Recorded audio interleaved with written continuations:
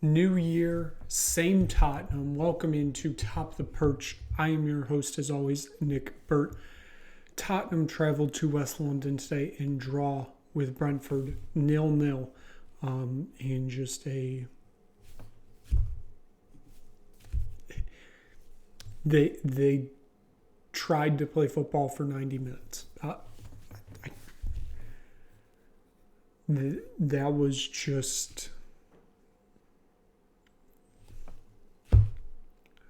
I don't even know what to say. It was a farce, shame. I mean, that was like probably the low point of the Thomas Frank era. I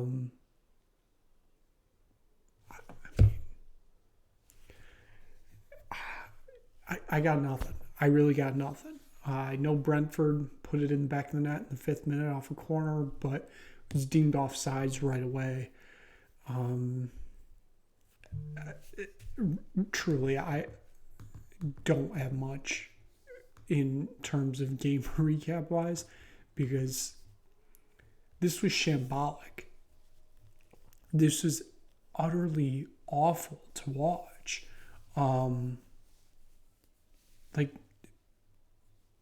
I don't even know what I was watching half the time out there. This team lacked any attacking threat today. I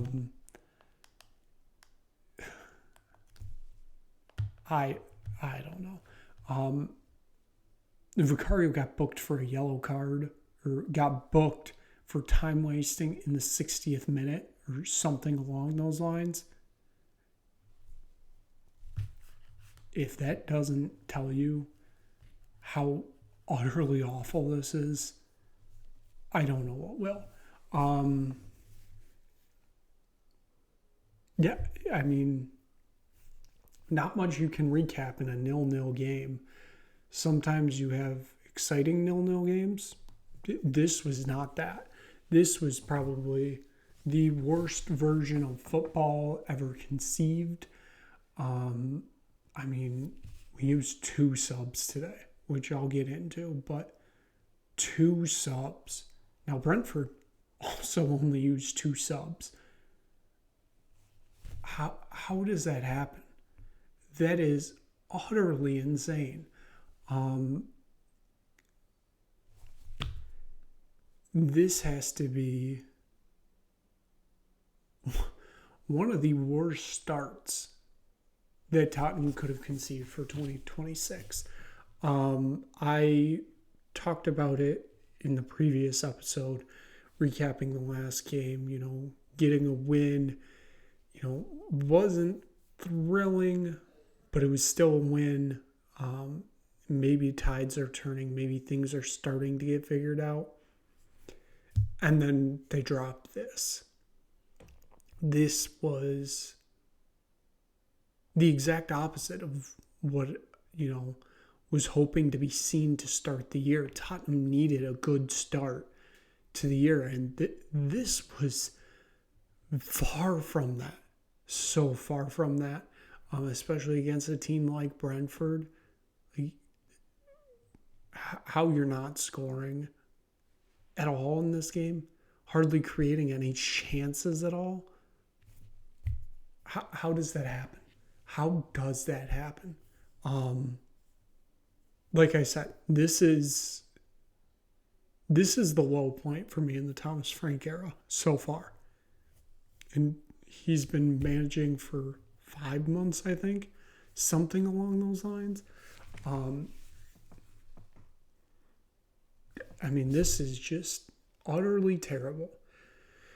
I wish I had more words here, but like I said, there's not much you can do in a recap for a 0-0 game that was just awful. So, I guess let's get to the player ratings. Sure. Richarlison got a 7.5. I mean, he was fine.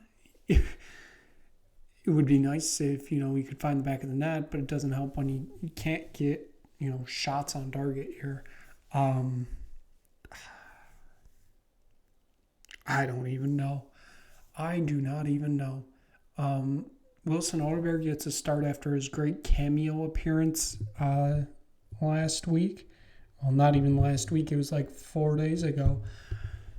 And he goes out and puts up a 6.9. I didn't think it was the best of games today. But like I said, it wasn't the best of games much at all for Tottenham. Archie Gray had a pouncy shout right around the 63rd, 62nd minute, somewhere in that range. Thought it was potential. The replays show it wasn't really, it wasn't going to be. So there was no real point in hoping for it. It's what it is. Mohamed Kudus just, didn't have many opportunities at all today. That didn't help. So he earns a 6.2. Rodrigo Bentancur, who is one of the better players out there today, which is, probably not the greatest. It's probably not the greatest of signs. He earns a 7.5 today. Joao Paulinho, he earns a 7.3 today.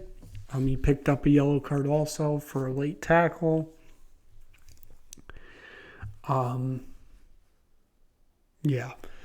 Jed Spencer is a 7-1. Van de Ven a 7-2. Christian Romero is your man of the match with a 7-6. And Pedro Porro gets a 7-4. And Vicario gets a 7-4.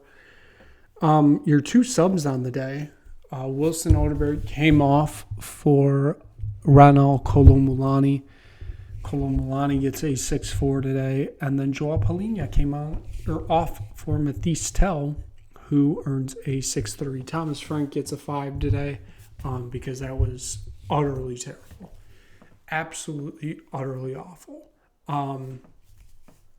So next up for Tottenham, it's a home match on Sunday against newly promoted Sunderland.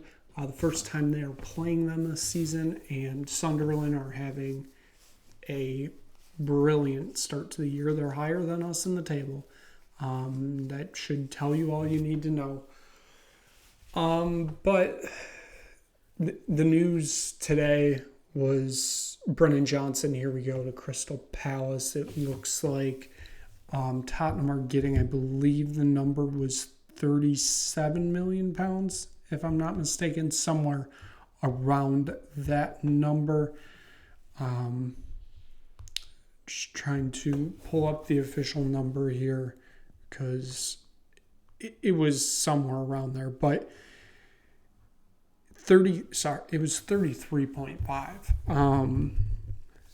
Heaven forbid we get, 37. That's just crazy to me.